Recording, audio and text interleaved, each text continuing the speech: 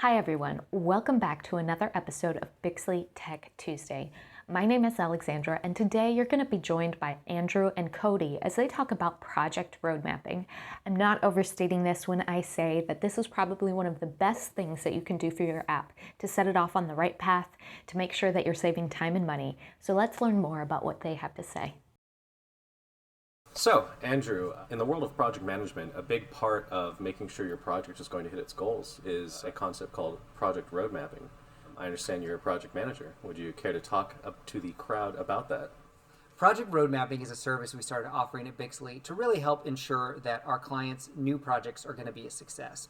We do things like help them validate their idea to the market to make sure it's a good fit, to make sure that what they're putting out there is going to genuinely address their customers' needs. We go beyond things like just what is the time frame, what is your budget, to actually helping you identify what does winning look like, what is the success criteria. We also do things like look into different integrations. So if your system needs to interact with like a CRM or some kind of third-party database, we can help you look at things like how is that going to work, make sure if you're doing any sort of hardware integration, we can help validate that. We also do things like helping you identify risks that you might be running into, that potential pain points where things might fail or stall, maybe requirements that are below the surface that aren't immediately obvious.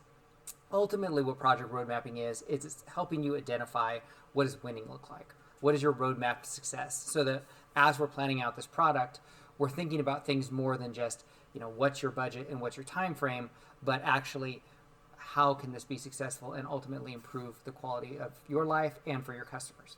Another aspect of project road mapping is that it helps you test your own business ideas before you actually go out and implement them.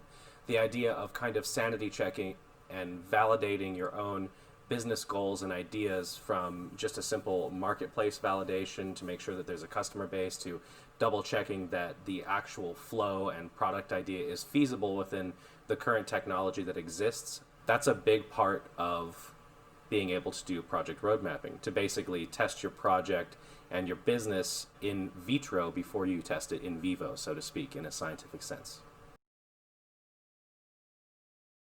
What happens when a project actually goes through the road mapping process? What does a client get out of that when they finish up with all their planning? So when you get to the end of the project road mapping phase, you're going to end up with a few things. One of the things you're going to get when you get to the end of the road mapping process is a plan to get your product or your MVP to market in about 3 months. And we do that so that we're not overreaching or overextending beyond your budget, but we're really defining what are the important criteria that's going to bring the most value to your customers in that period of time. So you get a plan, again, to get you to market in about 3 months. You're going to get wireframes, which are a low fidelity sketches essentially that show what the user interface is going to be like. And this is really important because it allows your stakeholders and your users to envision what they're going to get, how they're going to interact with the software without actually taking all the time and expense of building the whole thing. It's very inexpensive to change things on paper, much more time consuming and costly to change them in code. Yeah, I agree. That's well said. And a big part of that, just to reiterate, is basically the idea of identifying issues before you've effectively built them. As soon as you start building any sort of software without a plan, and you end up kind of canyoning yourself up with all this idea, and then you find out midway through that you have to change a lot of underlying fundamentals because something didn't work out, that becomes extremely expensive. And to kind of mitigate that scenario, the best way to do that is through project road mapping. Project road mapping also serves to bring just a lot of peace of mind. You now have a plan or a roadmap for the extent of the project.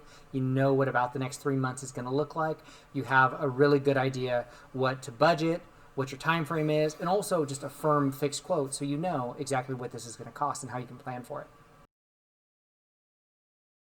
In the world of tech consultancy, there's a lot of people who've kind of done consulting and dealt with programmers and all of that sort. And a lot of the time, there isn't really a whole lot of planning that goes into software development before they get started. They just kind of go. Why have we started offering project road mapping, and how does that really benefit the customer in the long run? So we started offering project road mapping because we really wanted to begin with the end in mind. We wanted our clients to be very purposeful about identifying what their success criteria is. Also, ultimately, just what are they going to have at the end of this process? We want to make sure there's not any miscommunications or missed expectations. So it's really just about defining a map of what we're going to be doing in these first 3 months of the project. How does working with Bixly and doing project road mapping contrast to something like if you were to hire a freelancer off Upwork? For sure. I think a big part of that would be to outline the usual process with working with a freelancer. You go and vet them, you talk about your business idea, and then a lot of the time you simply dispatch them to work on the project itself. Ultimately, if you're hiring a programmer freelancer, that's probably what their specialty is going to be. And if you need someone who can help you plan and vet your business ideas, sure, that you can spend their time doing that, but chances are that's just not their specialty. So then you're looking at the situation where you got to hire another freelancer to do that job. And then you have to probably hire another freelancer to do project management if you're not going to be doing it yourself. And ultimately what ends up happening is you're paying all these separate large bills for a bunch of disparate people to effectively work as a contracting agency with probably a lot of communication overhead in the meantime, which you will have to facilitate. So at Bixly, we have all of those facilities built in place, and all of us are very cohesive with how we actually talk to each other. Part of the project road mapping process is that it's pretty much included with the project overhead, and it's somewhat expected. It helps all of our staff actually get their job done quicker, and it helps there be accountability for certain features if something comes out weird later on, which I'll guarantee you if you have a freelancer, if something ends up different than you specified, they're going to point to the roadmap document and be like, well, there's a black hole here. I interpreted it this way, and you ended up getting it the way I thought, but as it turns out, that was different than what you expected, so you get to pay for it and do it again.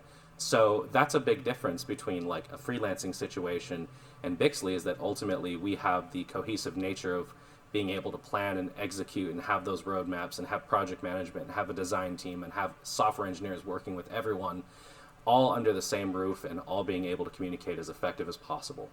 So what I'm hearing you say is there's a certain advantage to working with a team because of the cohesiveness. When you're working with a freelancer, the reality is they're going to have a certain skill set and set of tools that they work with. Those are obviously going to be things they recommend because they do them well. Now, there's going to be a gap at some point, and you're going to be needing to bring in to kind of build your own team or sort of hodgepodge together a variety of freelancers, which are not accountable to one another, don't work with each other or communicate most likely.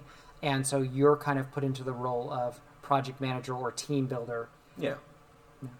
Yeah, basically the difference is you can either hire all these freelancers to effectively create a software consultancy yourself from the ground up and pay for all the overhead and deal with all the time and commitment that it takes to get a bunch of disparate people to work together, or you can hire someone like Bixly or Bixly themselves. And why wouldn't you just find a freelancer that can do everything? They don't exist.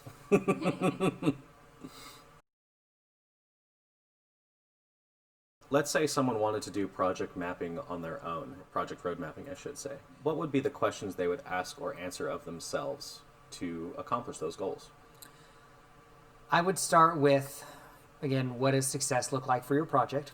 What ultimately are the metrics that you're going to use to determine whether it was a successful project, whether you won or not? Another thing you need to do is look at your user demographics and just see what is their technology experience. If you're building something with a user interface, is this going to be power users that are going to be using this, or does it need to be very dummy proof? You also need to analyze the risks, the things that could potentially derail your project.